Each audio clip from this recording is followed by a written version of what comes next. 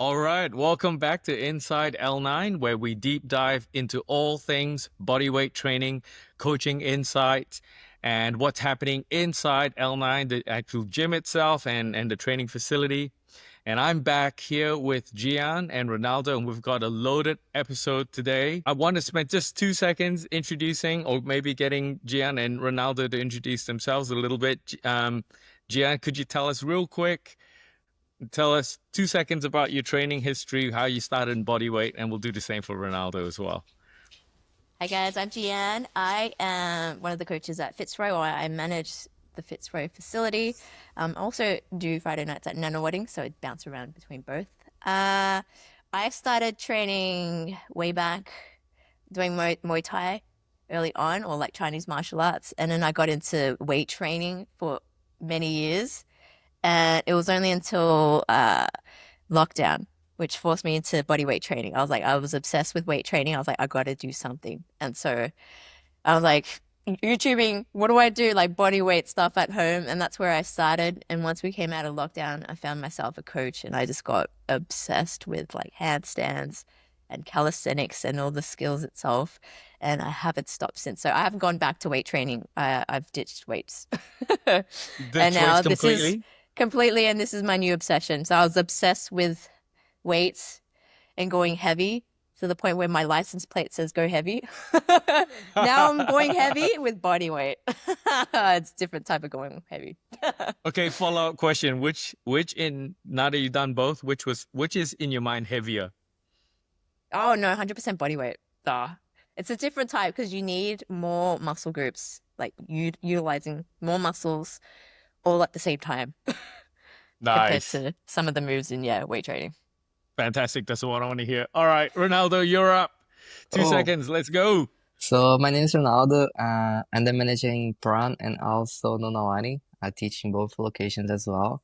I started training calisthenics 8 years ago, almost nine, so a long time ago. And I started because I was soldier in Brazil, and I started for improving my pull-up technique and my push-ups as well. And this was how I started.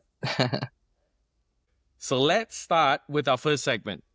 Let's pretend you have to wipe the slate clean. Okay, so Thanos came along and snapped his finger, and you lost all your calisthenic skills, you lost all your strength. Okay? You have to start all over again, Gian and Ronaldo, based on your journey, based on what you do know now. What is the one thing you would do to get started? The one thing that you would really focus your time on, if you had to pick one thing. Who wants to go first? Jen. Why are you throwing it out? It's a tough one. It's a tough one. It's okay. Like you'll be right. There's no wrong answer. One thing, like one exercise, let me clarify the question. One exercise or what, like my Let's approach? keep it so broad. It could be anything. What would you do? What is the thing you would really focus on doing?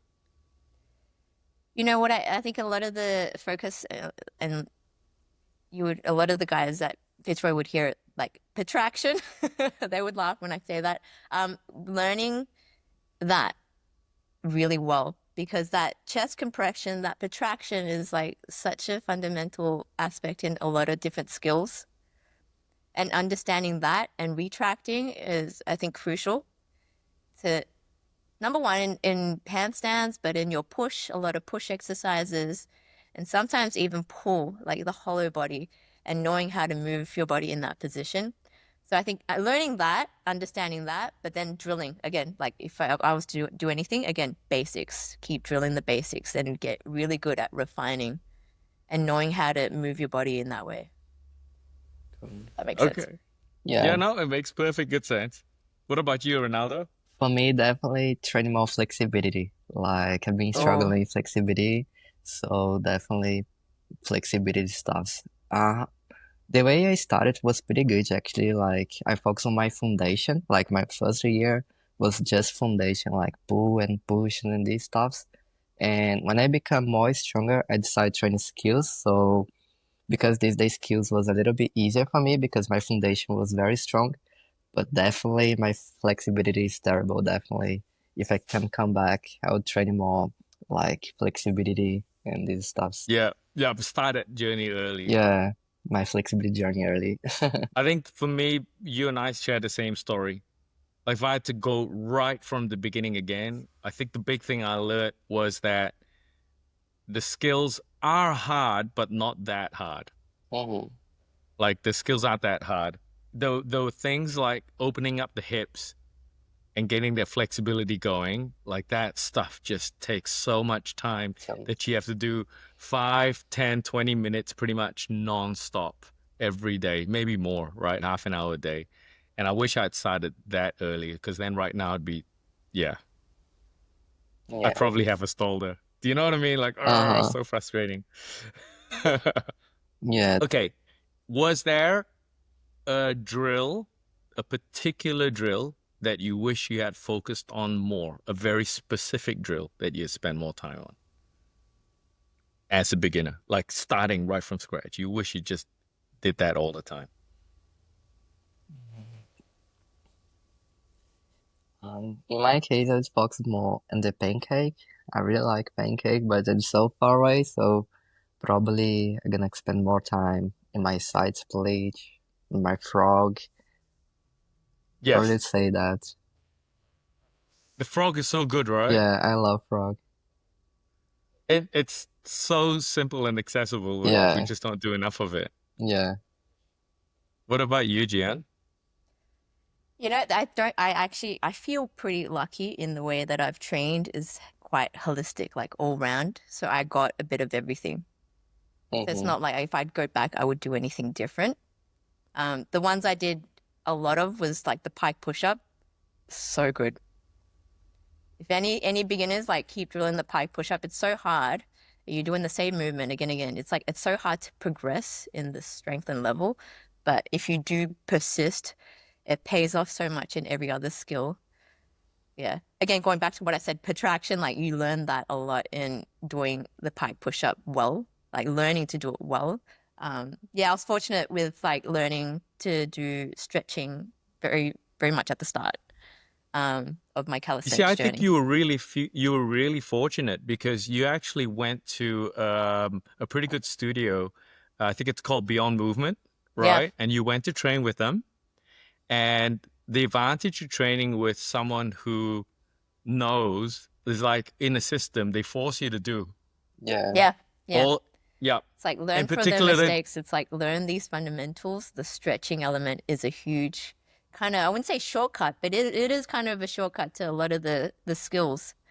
And so, yeah, you can unlock some progressions just with the flexibility. flexibility. Yeah, Yeah. absolutely so many progressions, and I think it's particularly true for women Mm, because it's strength is not natural. It mm. takes a lot of work to develop it, or not to say it's not natural. That's a terrible way of saying it. I think it just takes longer to develop strength for women, just like Plus, it like takes a testosterone, we don't have as much, and so that plays a huge factor in how yeah, much we have to work. We have to work a lot more than men. yeah, yeah. Oh yeah. Oh man, this is a topic alone. I know. This is a whole You segment. gotta Let's work not harder, let's man. let's not dig into this one. That's a complicated topic. This is a very complicated topic, mm-hmm. and it's gonna create people punching each other when they're hearing this. But um, but I think that's such a good thing to have to train in the system to have someone go, all right, whether you like it or not, we're gonna Mm. spend 15 minutes doing stretch. Whether you like it or not, we're gonna do 15 minutes of protraction and pike push-ups. But I don't wanna do it Mm. anyway. Do it Like I think anyway. that's yeah, and I think the value of that is just so high. I think you're really lucky to have been smart enough to go to take a system. Final follow-up question. What do you think is the top drill you think in your mind that beginners prioritize, which maybe they don't need to? Like the ones that they all get hung up on. Or whether they need to or not doesn't matter. But what do you think it is that they get really hung up on, the beginners, the top drill? Wait, is your question they shouldn't focus on? Okay, It's like how's they this? get. I'll give the first one, and then Mm-hmm. you Okay, yeah. guys will get the theme. Okay. So I think the muscle up transition is the one that all the beginners really focus on. Like, where does my hand sit?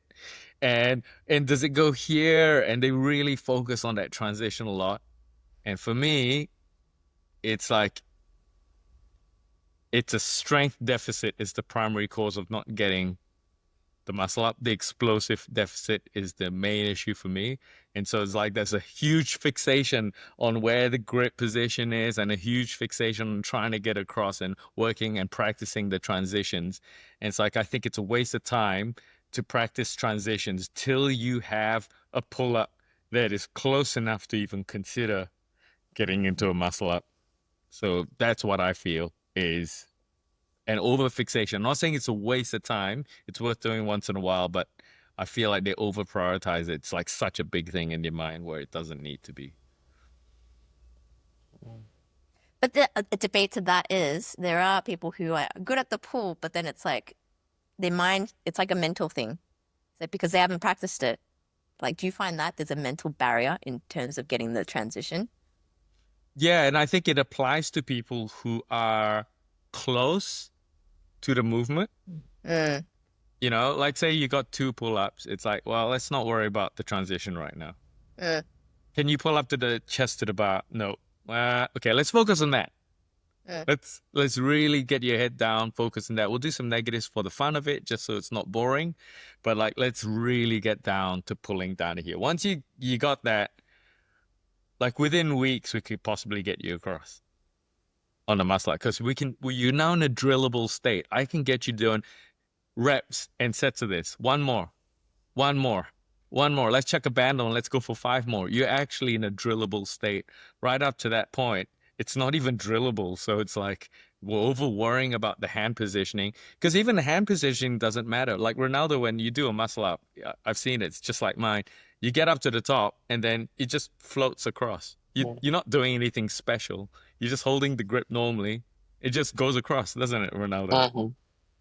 And that's the reality of it. When you have it right, you don't have to worry about the Mm. grip positioning because you've got the requisite capacity to fly across. All right. Let's can that topic. Let's move on to the next one. Okay, this is the one that I've been hanging out to talk about. All of this week we've been doing straddle handstands, press the handstands, all of last week as well. And it raises an interesting question. Is the straddle handstand actually the better handstand shape for beginners? Or could it be? A 2021 study published in the International Journal of Sports Science and Coaching looked at acrobatic and circus athletes and found that straddle handstands or straddle shapes often led to longer balance holds and a lower center of mass and a wider base, easing the pressure on wrists and shoulder alignment, right? Similarly, a 2022 EMG study by Mavor and colleagues in the Human Movement Science shows that the straddle handstands reduced wrist flexor activation, which may lower overuse risk injury, especially for beginners. That's the two pieces of research I could find so far.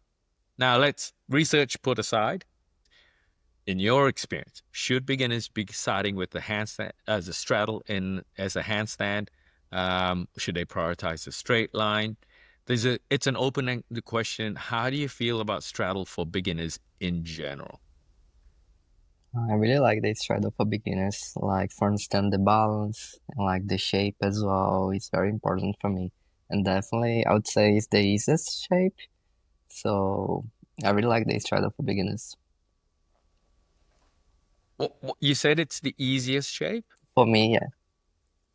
Why do you think it's the easiest shape for beginners? Like, if you coach someone new, why do you think it's an easier shape? It's because of the alignment. For example, when you go to full, the whole line is pressing down, and like you have to support just on your hands, on your fingers. And like when you do straddle, you can balance using the legs, like going to the sideways. For me, it's much more helpful starting straddle. Okay. Like for example, for tuck, the shape is different, it's more like flexibility. And for straddle, the center of mass is easier for hold. Yes. Yes. Okay. Gian, any thoughts? Any follow-up thoughts? I would say I wouldn't say it's the easiest. I would actually just say like my answer would be yes, 100% for beginners to try all shapes. And when I say all shapes, it's like even entries. If we look at just the normal scissor, straight leg up, you got the tuck entry and then the straddle. Like to start the journey early, learning all three, I think is crucial because then you got to learn it at some point. So you may as well just start the process. The sooner you put it off, it's just, again, you just learn it later. But it's easier to understand the movement because then you can understand, sometimes people go through different seasons where one is easier than the other. So I started off Mm-hmm. with scissors was easier and then somehow tuck became easier and then scissor became hard. And then you Flexibility. flow, yeah, and just the transition of you opening up the shoulders or building the strength. I think that's from my journey. But if I look at the straddle itself, I find that it might be difficult for some people with tight hips or even flexibility because just the range of opening and rotating the hips is a different movement.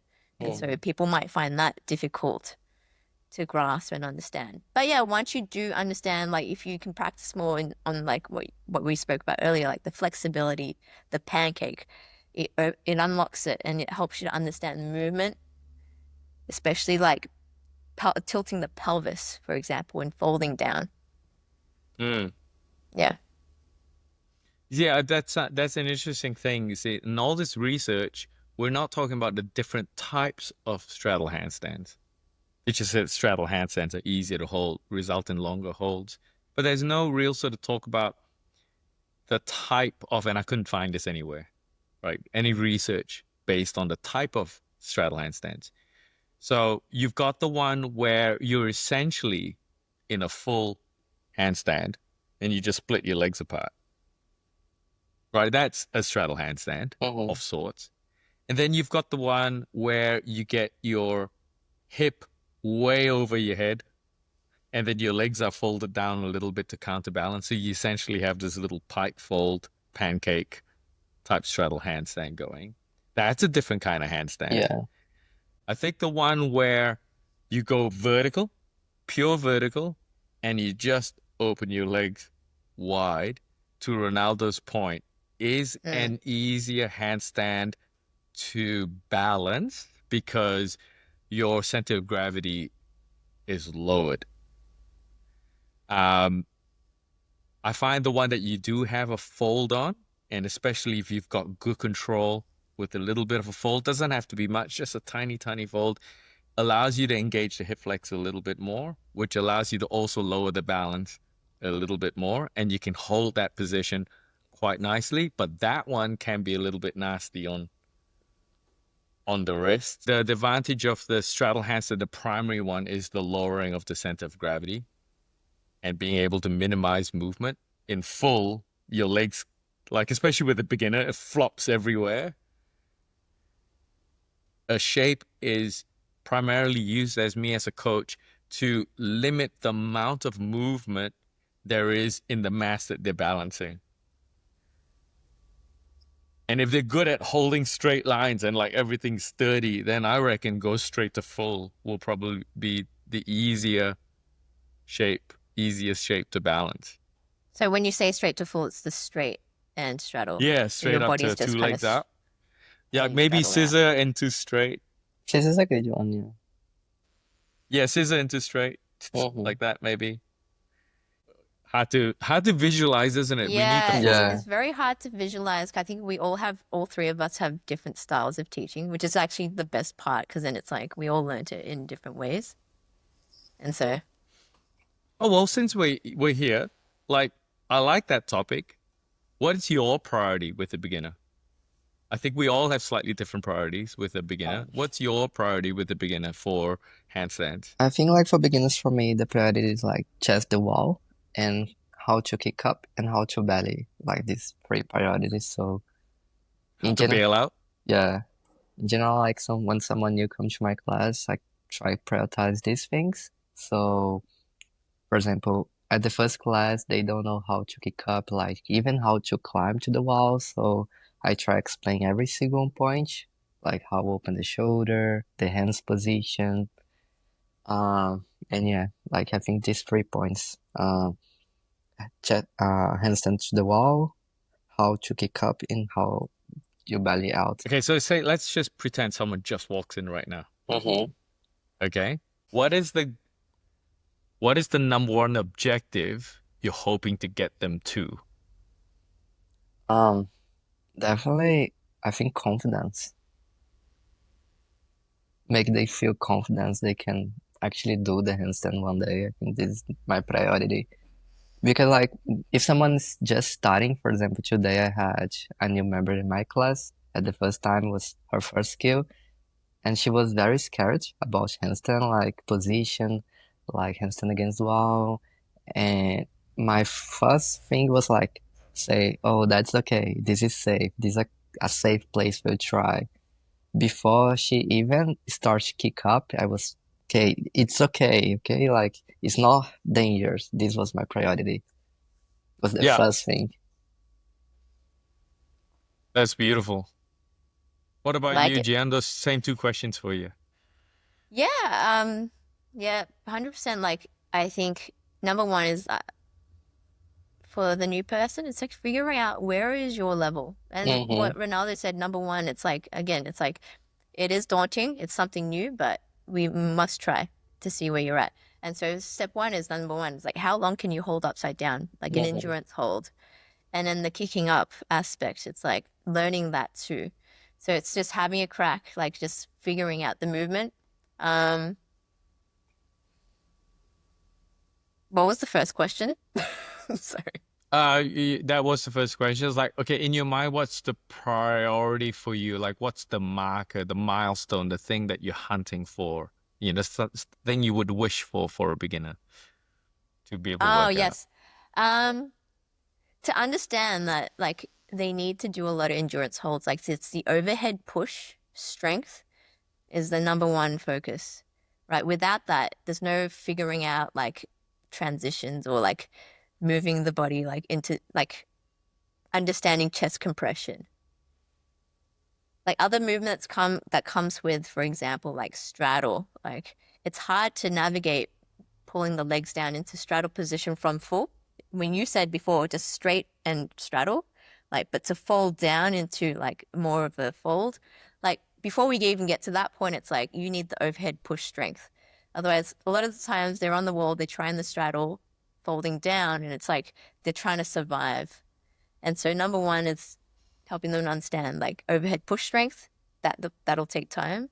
Yeah. And then if anything else after that, it's um yeah, kicking up to handstands and understanding how crucial like learning to utilize fingers. I think they miss this part a lot. Um, but yeah, staying on the wall, learning to use the fingers and realizing just how much you need to push to even start coming off the wall and kicking off, if that makes sense. Yeah. Or how little, Yeah, Correct. or how little you need to kick to get off the wall. correct. Yeah. Yeah. Okay, those are great. Those are two good ones. I'll build on that.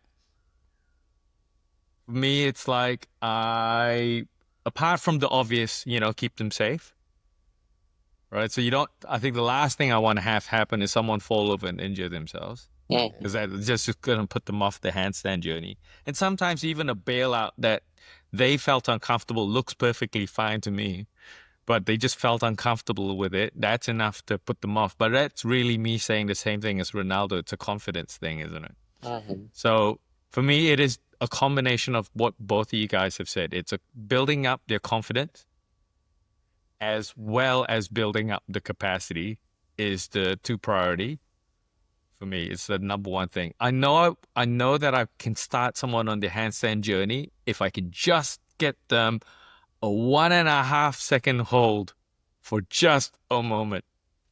And then they feel that flying for just a moment. And then I think I got them hooked. They'll love it from there.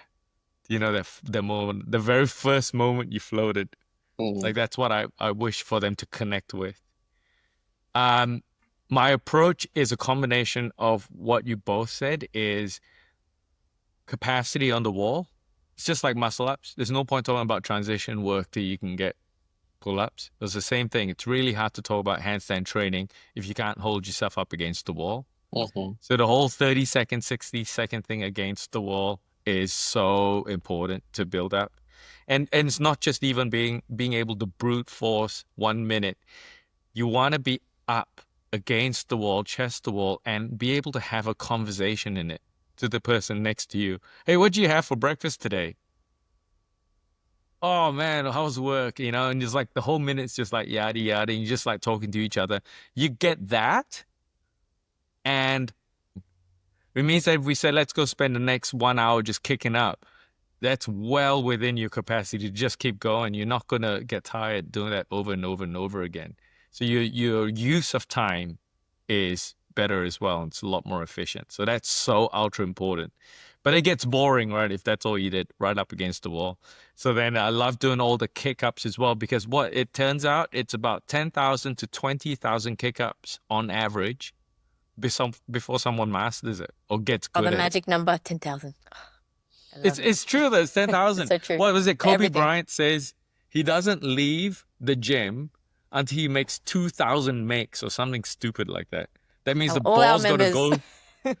Yeah, the ball's got to go through the hole 2,000 times per session before he walks out. I think that's like minimum. That's his warm-up type numbers. That's Kobe Bryant. Yeah. Imagine telling everyone, warm up 2,000. Yeah, it's it, right? So like for me, it's, the high repetition's so important. And we might as well get into the kick-ups and get into kick-ups early. And the kick-ups for me is an opportunity to distract the mind and build some confidence. Like I'll get beginners like brand spanking new coming down, kicking up, and they suddenly realize like if you play enough tricks, and we won't go into all the tricks, they can get their legs up really high and they feel a lot more confident in the kick-ups. And next thing you know, they're like little floaty handstands and the confidence building up. Building up, The yeah. moment you get this ambition, you Yeah. unlock something, you get this ambition, like, oh, I could do this. I think if I want to wish anyone to feel, that's what I want to wish them to feel, that moment where like, oh, this can happen. This Mm-hmm. can happen for me. Every single second is important, really. Like every single second is important. Yeah. When you hold the Yeah, handstand, absolutely. like every single one. Every moment of it. Yeah. Wrap up with our third segment. Let's talk about body types. Oh, I know, body types. This is a tough one. There's a common belief that if you want to be good at bodyweight or calisthenics, you have to be lean. So we hear that a lot. But is that really the full story? In 2021, a study from the International Journal of Morphology analyzed 37 competitive street workout athletes, found that the ones with more experience showed higher lean mass and lower fat percentages. They didn't say specific numbers, but they said it was leaner, especially in the upper body. Funny that. But interestingly, most performance improvements were tied to strength to weight ratio, not leanness alone. Biomechanical studies show that limb length and ape index can influence leverage, but don't necessarily predict success. And obviously, there are athletes of a big range in both of the studies. So you got fairly beginner ones all the way to competitive levels. So, Gian and Ronaldo, is there such a thing in your mind as the ideal body for calisthenics? Or is there is it a bit of a myth? What do you think?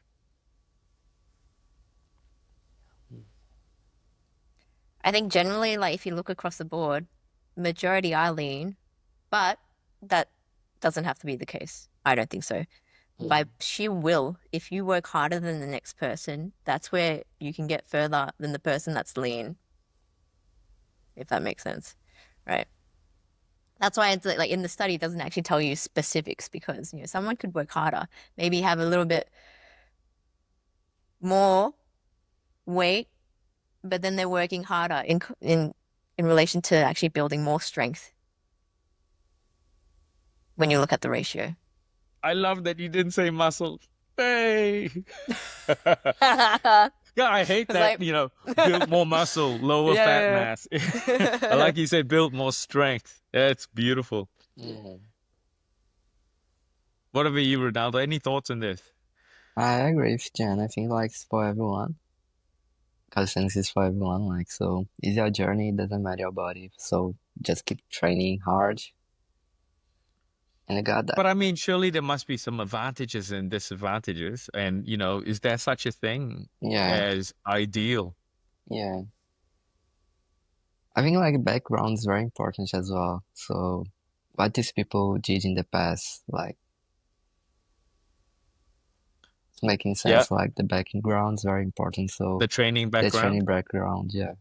Yeah, I agree. Do you That has think a that huge that sort factor. of stuff matters more than... Okay, so you're not saying that lean mass and all that doesn't make a difference, ape index, length of body. You're just saying there are other factors that are greater than that. Rather than that, yeah. Okay. Is I that the think in same as what like you're saying? planche, right? If you have longer arms like Ronaldo, 100% is such an advantage. It's true. But We need to no. mathematically work that out. We don't know that for a fact. We It's don't true. know But that for a we will fact. look. That's my excuse. I'm sticking to it. But like for example, elbow lever. My gosh, the length of your arm makes a huge difference, right? We had Yeah. this conversation before. Yes, well, I actually struggle to get my arms in because it's Correct. from here to here so short, like from my Correct. Can shoulder you to my, touch yeah. your I elbows? can, but it's like, It's Yeah, they just, like this is a it's challenge. just, yeah. It's like yeah. boom. Oh, you can touch your elbows. For I know. anyone who's listening to this and not How's watching, that a crack? we're sticking your elbows out in front of you and you're Touching. trying to touch your elbows together. I can do it. Yeah, it's tough though. I have to hold my breath to get it touched. But you guys don't understand, genetically there's an issue for why it can't touch. And for me, it's a problem I've had for a long time. It's called huge chest muscles. And the huge chest muscles get in the way. And they don't let the elbows The connect. people listening What can I can't say? see the shaking of my head. They can't say the shape. If you're watching it, you won't be able to see this, even if you're watching, because the chest muscle takes up the whole camera. Oh my God, stop. No, okay. No, all right, all right, all right. Let's take a semi-serious chat. All right. So obviously, genetically, we have certain movements you'll be genetically predispositioned towards, and certain movements you'll be genetically predispositioned against. Right. Mm. Let's start with muscle mass, or say call it fat leanness. I'll take the plunge. I think we all agree. I think we all agree that effort, training background, consistency, all that matters and probably matters more. So we all agree that, because we all have members who can either be older, bigger, shorter, taller, fatter, skinnier. Okay, I'm gonna say the yucky words, fatter, skinnier, and they can do the moves, right? Or they can do a subset of the moves. So we've personally all experienced that. But a lean body mass, in my opinion, is better for calisthenics training. Less fat to carry. Take something as simple as handstands, right? So if you say 10 kilos heavier than you need to be, and I think Yeah. that's for me, it's the right way to say it. If you're needlessly 10 kilos heavier, and say, no, it's no different to you strapping a 10-kilo weight to yourself and doing a handstand, right? It's a needless 10 kilos to have, and it's a 10 kilos additional weight on the wrist of your Under, hands, yeah. which means that when you bail out, you take a wrong angle, your risk of injury increases by 10 kilos worth.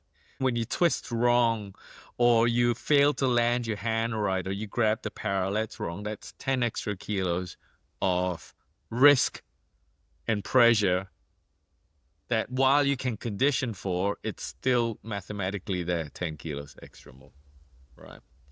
And I try to play a perfect game, and my gosh, the amount of injuries I make from just doing dumbass things accidentally, right? So imagine that same dumbass mistake plus 10 kilos. I think it makes building capacity slower, because we are looking at strength to weight ratio. So take something like if you want to learn to do a handstand push-up, if you've got a lot more mass to carry, that means the amount of time that you can spend doing pike push-ups is reduced. So your overall capacity in pike push-ups and all your shoulder-based movements is reduced, which means your ability to have surplus capacity to drill and train the handstand push-up, like surplus meaning a lot more than you need, because you need a lot more than a handstand push-up to actually do a handstand push-up, right?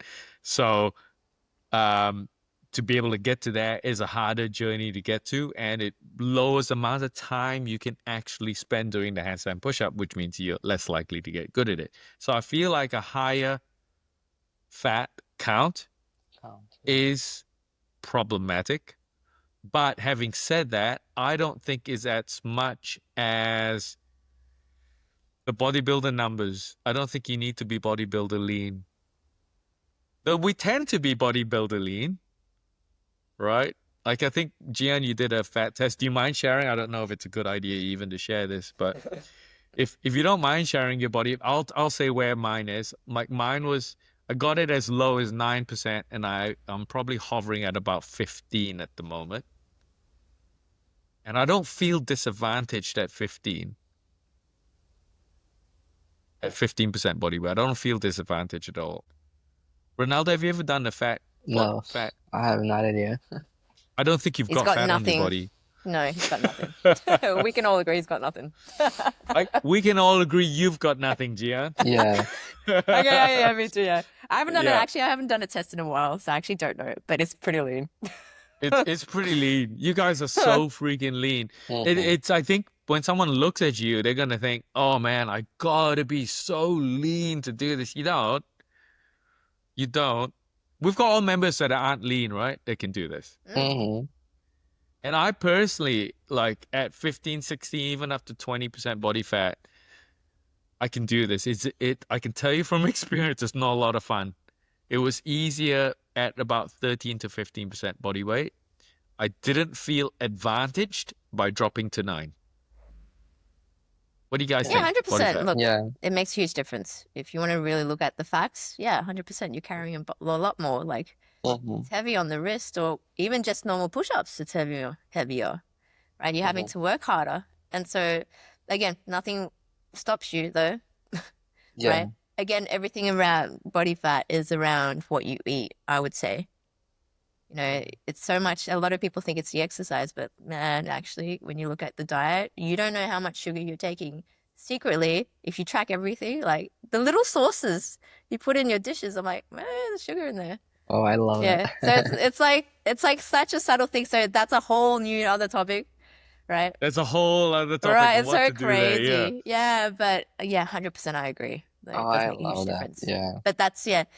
When it comes to training, if you want to elevate, then it's like nutrition is a huge element to even your performance. Like it's fuel for your car. Same way, if you put shitty fuel, it's gonna run pretty not so great. It's gonna So run fuel pretty. your You body- already said shitty. You might as well commit. It's like- You already said shitty. Yeah, you know what I mean. Right. Same for your body. Yeah. And this is a great topic. Like, we have a member in Unawani. His name is Steven. He's Steven, like, he's a huge guy. Like, he's very strong. So he told me he lost like 5 kilos in like last month, and he couldn't do the Whoa. kick up, for example, the kick up against wall. And after he lose like 5 kilos, now he can do it. So Oh, definitely shit. makes difference. So we can lie in this point. And Amazing. congratulations, Steve. Yeah, congratulations. Yeah, my God. Yes, excellent. Shout out. Huge Yeah. achievement. Actually, here's a test. If you don't know how much body mass, excess, let's talk about excess body mass. If you don't know how much that plays an impact, wear some boots, go do some kick-ups on the walls, do some pull-ups with some boots on, do some L-sits with some boots on, then try the same thing with your boots off. Mm-hmm. And that's just the para boots, which is maybe 2 kilos, 1.5. That's generally 2 the kilos. progression. Yeah. Yeah. Just do it with that and then you'll see the difference. So is there value in it? Absolutely. But I don't think it is do or die. Yeah. No. Yeah. You can kind of deal with it as you get along. Yeah. That is funny. What about What about ape index? We talked about it briefly. Do you think how much of that matters, you think? Maybe just explain what ape index is for everyone who may not be No, familiar. ape index. So ape index is a very generic measurement of length of your wingspan versus your height.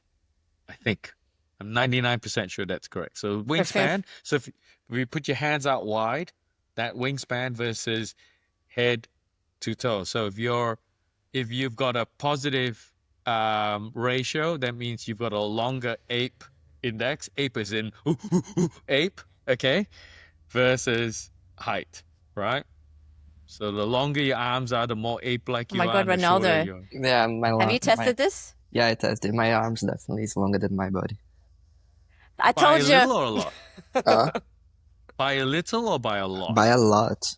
By a Yeah. I lot. told you. No one is so good at plants. By a lot. Like, there is a huge difference. More than, like, it's 20 centimeters, like, something like that. Whoa. Is Whoa! a huge Oh, here we difference. go, guys. Like, There is a secret for to. example, if I try touch, like, I extend my arms down, I can touch my knee, for example. Is a huge difference. No way. I'm I Like, I gonna can, can't try. touch. Hold on. I'm so like, scared. I'm gonna try. I'm touching my knee in this moment. My No, arms I'm is like down, and I'm touching 20 my knee. centimeters. No, Yeah. Far I out. Like, told I you have. guys. my arms is very long, so if I put it over here, it's way longer. Dude, I got a I've huge. got this far. I've got Yeah. this far to go To to your get knee? to my knees. Yeah, I can Yeah. touch my knee. You can touch your I knees. Yes. can touch my There knee, is yeah. an advantage. Gosh. That explains the front lever issue. Yeah, I yeah. Does it explain the front lever issue? No, it doesn't. don't know about front lever, but planche Oh, I need to 100%. do some math. I need to do some math. There's some really basic physics here. Oh, freaking heck. There's some basic physics here. You can do some math. You basically can measure the amount of force that you need to generate in this position to pull up. And similar, the amount of force that you need to generate in the planche. The problem with the math is it's not precise because when you try to do the math on this, the shape of the spine is not accounted for.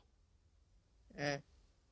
So say it starts with, and this is one reason why the protraction is so important. When you do the protraction in the planche, you're actually shortening your spine because you now create this rounding on the top.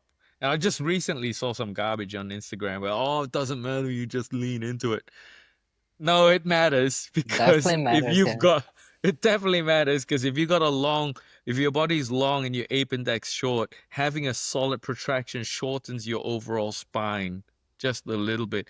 And a 2-3 cm reduction in your spine and a raise of the center of gravity allows you to tilt forward a little bit more in your planche and lifts you up a little bit more. For sure, it makes a huge difference. Otherwise, all the calisthenists around and gymnasts around wouldn't be doing it. So you gotta really hollow and push and create as much space as you can. Similarly with the front lever, the retraction actually also shortens the spine in that movement. And it lowers your shoulder. So the shoulder, what you call it, your shoulder depression allows your mass, your 4.5 kilo head to go over the top of your shoulders and create a counterbalance for you. These tiny, tiny things matter. All of this week for press to handstand, I've been drilling people getting to stick their heads out just a little bit because a lot of them are trying to tuck their head under in the press, trying to get their bum up as high as they can. And it's like, that's nice, but you're forgetting a massive tool, which is your head. That's a 4.5 kilo countermeasure weight just to get your hip over the top of your just to get your hip over the top of your wrists. And like instantly, like as soon as you're doing it, I have 4 or 5 people lift up. So you just go from here and you stick your neck out just a little, just a little. And it, instead of doing this, just that. And boom, there was some lift offs straight off the bat. So like you got to use the whole game of calisthenics, particularly with levers and all these sort of movements. It's like it's a game of physics. It's about trying to shorten where your mass is, trying to manage what that looks like. Um, yeah. limb length makes a huge difference. 20 freaking cm, Oh my God, Ronaldo. Ronaldo, you'd be amazing at swimming. You could have like Are done you the amazing at swimming? Olympics. I, I'm not good. Like I never train swim, so I swim for fun. So Oh, you like could have been great. yeah. Have you ever, do you know what your ape index is? So length of arms versus height. Do you know what that actually is? No, but like I can take for you. Oh, you gotta work it out. Post Gianna, it up. if you never measured, right? No.